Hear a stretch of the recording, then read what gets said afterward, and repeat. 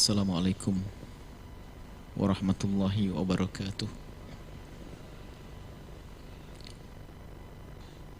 Innal hamdalillah nahmaduhu wa nasta'inuhu wa nastaghfiruh wa na'udzu billahi min shururi anfusina wa min sayyiati a'malina. May yahdihillahu fala mudilla lahu wa man yudlil fala hadiya lahu. Wa asyhadu an la ilaha illallah wahdahu la syarika lahu wa asyhadu anna sayyidana Muhammadan abduhu wa rasuluh. Allahumma salli wa sallim ala habibina sayyidina Muhammad wa ala alihi wa ashabihi wa tabi'ina lahum bi ihsanin ila yaumiddin. Allahumma ya rabbana inna nas'aluka fahma ulama'ikal amilin wa ilhama awliya'ikas salihin. Allahumma ya rabbana inna ala dzikrik wa syukrik wa husni ibadatik warzuqna ya rabbana taubata qabla al-maut wasyahadata 'inda al-maut wal jannata ba'da al-maut. Amma ba'd. Sangat kami cintai, kami muliakan para perindu ridha Allah, para pecinta baginda Nabi Muhammad sallallahu alaihi wasallam. Alhamdulillah kita bisa bergabung dan berkumpul kembali saat ini untuk melanjutkan belajar kita agar kita semakin kenal Allah dan Rasulnya, agar kita semakin dekat. Dan kita lagi menjelaskan tentang hikmah yang pernah kami tuliskan, dan kita sudah sampai kepada hikmah yang ke-38. Bunyinya adalah dalam berinfak jangan berpikir apakah dengan cara terang-terangan atau tersembunyi. Mana yang lebih mudah itulah yang hendaknya engkau lakukan. Ikhlas adalah menata hati. Itu urusanmu dengan Allah.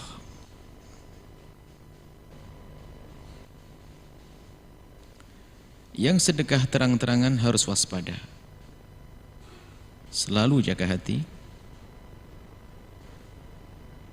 Niatkan untuk memberi contoh yang lainnya agar pahalamu berlipat ganda.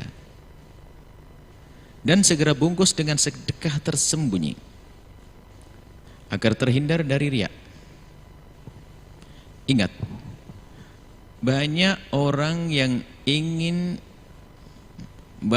ingin menyembunyikan sedekah, ternyata dibawa oleh syaitan pada kebakhilan. Yang lain sudah pada berinfak, dia sendiri tertinggal dari rombongan kemuliaan. Bagi yang merindukan sedekah tersembunyi,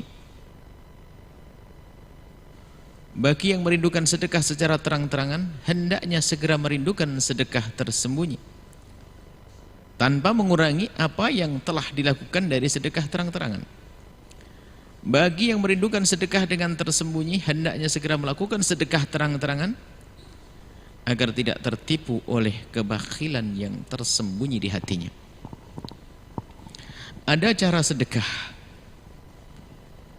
Yang pertama adalah terang-terangan dilihat oleh manusia. Yang kedua adalah tersembunyi, itu sedekah sir. Dikatakan tangan kanannya kalau bersedekah, tangan kirinya sampai tidak tahu. Artinya begitu dirahasiakannya sedekah tersebut. Sedekah dengan sembunyi adalah terpuji, karena itu menjadikan sebab orang yang bersedekah itu terhindar dari riya. Tapi bukan berarti sedekah terang-terangan terlarang. Maka yang paling tepat adalah mana yang lebih bagus, apakah saya sedekah sembunyi atau sedekah terang-terangan?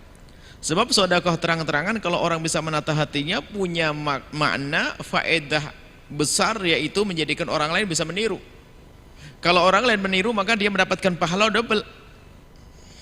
Ini sedekah terang-terangan. Ada sedekah tersembunyi, nggak ada yang tahu. Disanjung oleh Rasulullah SAW. Artinya semuanya ini adalah baik. Maka mana yang paling baik untukku? Yang paling tepat untuk apa? Yang paling mudah itulah lakukanlah. Membahas masalah ikhlas adalah pribadi antara kita dengan Allah, mana yang mudah. Kalau mudah bagi kita sedekah sirri, ya sedekah sirri, sedekah sembunyi. Kalau mudah bagi kita sedekah terang-terangan, sedekah terang-terangan sudah. Jangan sampai kita ditipu oleh syaitan. Bagaimana syaitan menipu? Diperdengarkan di telinganya oleh syaitan hadis tentang sedekah sembunyi, termasuk mendapatkan perlindungan Allah di saat nanti nggak ada lagi perlindungan selain dari Allah. Akhirnya dia terpesona dengan hadis ini, sehingga gembar-gembar kemana-mana adalah sedekah sembunyi. Di saat diajak sedekah oleh temannya, dia mengatakan sedekah terang-terangan lebih baik sembunyi. Padahal dia nggak sadar kalau dia juga tidak menyembunyikan lagi itu. Nah, ternyata berita tentang sedekah sembunyi itu jadi sebab atau yang digemari oleh orang-orang pelit. Orang pelit paling senang sedekah sirri. Coba. Sehingga di saat diajak bersedekah dia bilang yang penting sedekah itu sirri sampai di rumah nggak sedekah juga. Maka jangan sampai kita hanya mementingkan sedekah sirri, sedekah sembunyi, awas. Jangan-jangan kita sudah masuk dalam wilayah pelit. Sebab kalau sedekah sembunyi kan nggak bisa diketahui sama orang. Karena tidak diketahui sama orang, sementara dia memang belum ikhlas, ya dia tidak bersedekah. Karena apa? Nggak ada orang yang melihat. Na'udzubillah.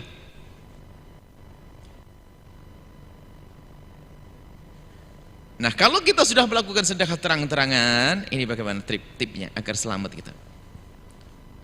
Jadi sedekah tidak harus sir saja, tapi kadang terang-terangan. Maka di saat kita bersedekah terang-terangan kelihatan orang, sedekahlah terang-terangan. Dengan niat untuk mengajak orang lain agar meniru kita, mengikuti kita. Niat yang ditata. Kemudian agar sedekah terang-terangan ini selamat, enggak sirna, enggak kemasukan riya, maka setelah sedekah terang-terangan tumpangi dengan sedekah sembunyi. Lakukan itu. Tanpa mengurangi sedekah terang-terangan. Jangan dikurangi sedekah terang-terangannya. Misalnya, biasanya kita itu sedekah 5 juta sebulan, diketahui oleh orang. Maka tetap lakukanlah sedekah 5 juta sebulan biarpun diketahui oleh orang. Apakah bisa ikhlas? Bisa ikhlas. Maka agar ini aman, bisa diterima oleh Allah, tunjukkan di hadapan Allah kalau kita ikhlas, maka sedekahlah sembunyi. Tapi catatannya tanpa mengurangi sedekah yang terang-terangan. Jangan sampai sedekahnya 5 juta langsung dipangkas 2,5 terang-terangan, 2,5 sembunyi. Nah, ini turun pangkat. Artinya sedekah sembunyi itu ternyata punya fungsi yang luar biasa untuk menjaga sedekah terang-terangan agar tetap terjaga dan ikhlas.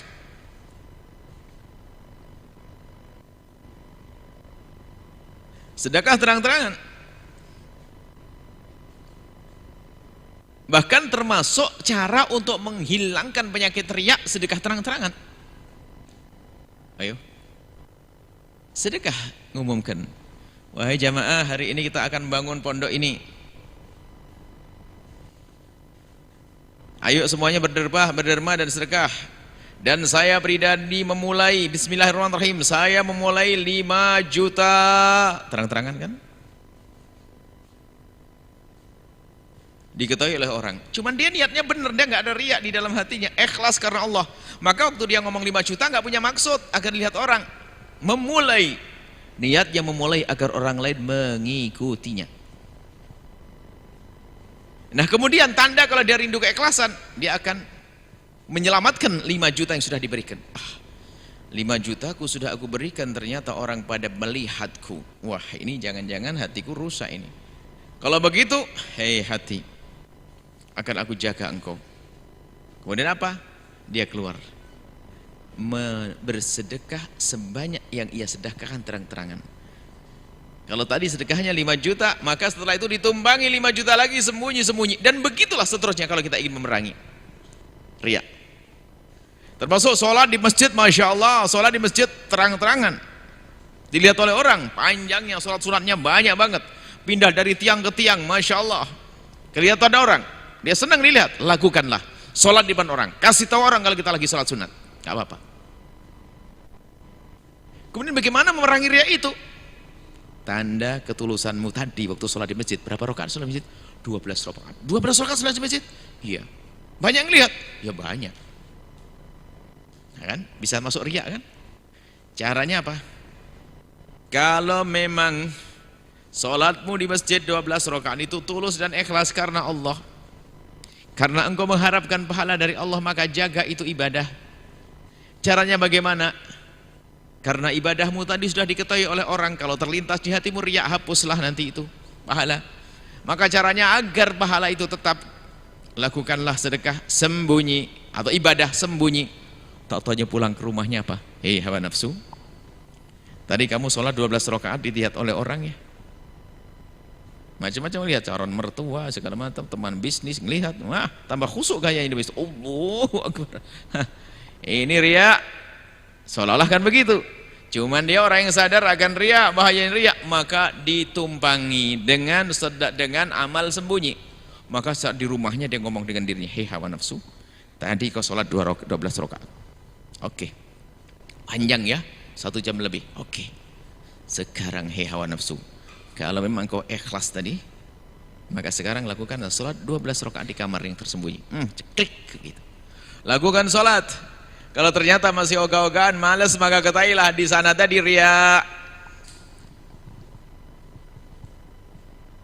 Kalau jadi imam, Masya Allah, panjangnya setengah mati. Jadi imam di masjid. Kalau memang dia ikhlas, maka di saat sendiri tentu dia juga biasa sholat sepanjang itu. Kita tidak pengen ibadah kita hanya dilihat oleh manusia. Nah ini. Kemudian yang sedekah, yang sudah sedekah sirri, hendaknya juga bergegas untuk sedekah terang-terangan. Kenapa?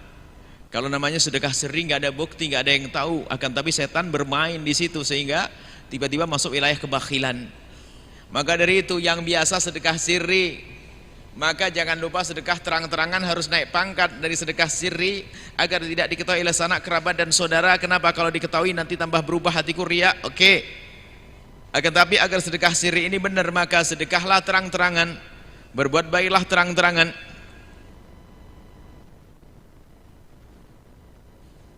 Punya anak makna memberi contoh kepada yang lainnya. Imam Ali bin Abi Thalib dengan kecerdasannya,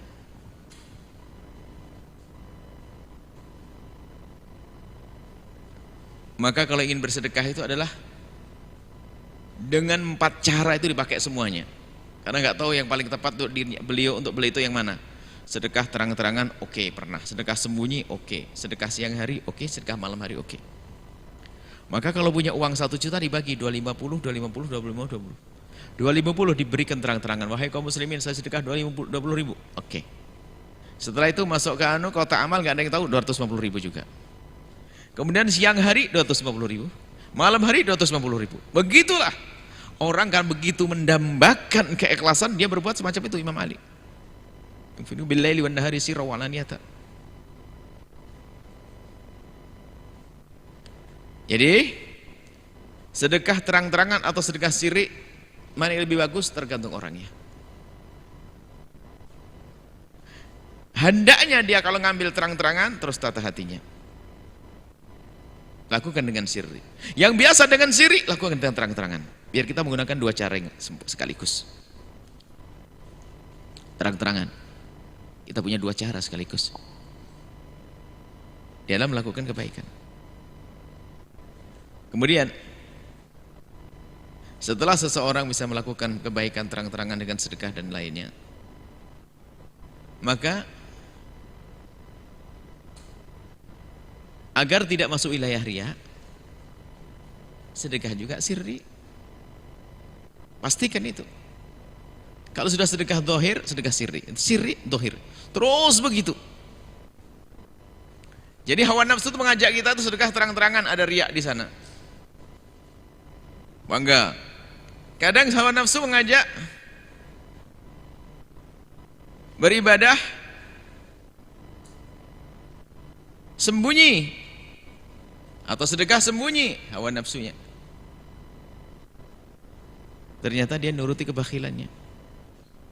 Nah ini, maka waspadalah. Semua dari kita harus waspada. Maka di saat ingin berbuat baik, sudahlah. Kalau memang aku harus berbuat baik, maka aku akan segera. Kalau kesempatannya adalah dengan cara sembunyi, lakukan dengan cara sembunyi. Kalau kesempatannya terang-terangan, terang-terangan. Jangan nunda-nunda. Kalau kelihatan orang, kenapa bismillahirrahmanirrahim saya sedekah? Memang ada orang mau gimana lagi hidup di dunia. Baru setelah itu ditumpangi dengan sembunyi. Begitulah terusnya. Ini termasuk yang disebutkan oleh Imam Al-Ghazali rahimahullah ta'ala di dalam memerangi riya itu seperti itu. Maka di sisi lain kita tidak boleh prasangka buruk kepada seseorang di saat dia melakukan sesuatu yang kita duga riya, ternyata bukan riya. Seperti yang pernah kita ceritakan. Ada seorang berbuat seperti riya, tapi ternyata dia untuk memerangi riya. Orang sedekah di masjid, teman ngumumkan minta kepada pengurus masjid, wahai pengurus masjid, tolong setiap saya sedekah setiap Jumat saya nyumbang 5 juta, tapi tolong umumkan 5 juta, suruh ngumumkannya setiap Jumat lagi. Wah ini kacau. Akhirnya diumumkan, wah orang pada gelisah, wah ada mungkin sedekah kita jadi pamerin riak. Kita menuduh orang lain riak, kita nggak tahu hati orang. Padahal orang tersebut bersedekah itu, dia akan ngomong tolong umumkan sedekah saya 5 juta. Dia minta diumumkan 5 juta. Padahal dia telah bersedekah 50 juta. Itu ada sembunyi, ada terang-terangannya. 50 juta, 45 jutanya disembunyikan, 5 jutanya disebutkan. Wah ini berat. Dan begitulah caranya kita merangi riak di dalam diri kita. Jangan pasrah. Yang jelas lihat, sedekah sirri bisa jadi senjatanya orang bakhil. Sedekah terang-terangan bisa jadi senjatanya orang riak. Selamatkan dirimu dari riak, selamatkan dirimu dari bakhilan. Makanya bagaimana? Sedekah sesaat terang-terangan, sedekah sesaat tersembunyi. Dan jangan hanya mementingkan salah satu saja. Barangkali kalau sudah mementingkan hanya salah satu saja, dia sebenarnya sudah punya penyakit parah di situ. Misalnya mementingkan sedekah sirri. Diajak sedekah selalu bicara sedekah sirri. Diajak sedekah selalu bicara sedekah sembunyi. Iya, karena tidak mau sedekah, dia pelit dia. Maka waspadalah. Jangan sampai kita tertipu dengan itu godaan setan, bisikan-bisikan setan itu. Semoga Allah menjauhkan kita dari sifat pelit, kebakhilan, dan semoga Allah menjauhkan kita dari riya. Dan ketahuilah dalam riwayat disebutkan yang namanya riya itu halus sekali. Orang kadang tidak menyadari kalau dia sudah riya. Dan ini bisa berlaku pada siapa saja. Masya Allah, ahli ibadah, ustaz kamu bisa semuanya kalau memang tidak tertata hatinya. Mari kita selalu menata hati kita, menjaga hati kita agar tidak masuk wilayah-wilayah yang dimurkai oleh Allah, tidak masuk kepada haramannya riya, bakhil dan sebagainya. Kan tapi kita sedang tidak bakhil dan tidak riya, tidak bakhil dan tidak riya. Masya Allah. Semoga Allah memberikan kepada kita pemahaman yang benar, ilmu yang manfaat. Masya Allah. Bismillahirrahmanirrahim. Alhamdulillahirrahmanirrahim. Allahumma salli ala sayyidina Muhammad wa ala sayyidina Muhammad. Allahumma ya Allah, pandang kami dengan kasih sayang dan cinta darimu ya Allah. Mudahkan kami untuk berbuat baik, baik terang-terangan atau tersembunyi ya Allah. Kami mohon jaga kami ya Allah, ampuni kami, ampuni orang tua kami. Berikan kepada mereka kasih sayangmu ya Allah, baik yang masih hidup atau yang sudah kembali kepadamu ya Allah. Anak-anak kami, saudara kami, berikan kepada mereka segala kebaikan ya Allah. Ya Rahman, Ya Rahim, yang sempit rezeki lapangan dengan rezeki yang halal penuh berkah, yang sakit sembuhkan, yang punya hutang mudahkan kami dalam bayar hutang kami. Dan kami mohon ya Allah, wahai Dat yang maha kasih ya Allah, jadikan kami hamba yang saling mencintai, jauhkan kami dari kebencian, kedengkian, dendam serta dendam di antara kami. Ganti dengan cinta dan kasih sayang ya Allah. Dan mudahkan urusan orang tua mereka ya Allah. Mudahkan urusan orang tua mereka ya Allah. Orang tua mereka para santri ya Allah. Dan mudahkan urusan kami semua ya Allah. Berikan kepada kami semua husnul khatimah, mati dalam keadaan iman. Dan kami mohon ya Allah, jadikanlah ucapan kami di akhir hayat kami kelak, saat Engkau hendak mencabut nyawa kami. Kami ingin ya Allah saat itu hati dan lidah kami mampu mengucapkan kalimat agung dan mulia, la ilaha illallah Muhammadur Rasulullah, la ilaha illallah Muhammadur Rasulullah, la ilaha illallah Muhammadur Rasulullah sallallahu alaihi wasallam. Rabbana atina fid dunya hasanah wa fil akhirati hasanah wa qina adzabannar. Wa sallallahu alaihi sayyidina Muhammadin wa ala alihi wasallam. Alhamdulillahirabbil alamin. Al-Fatihah.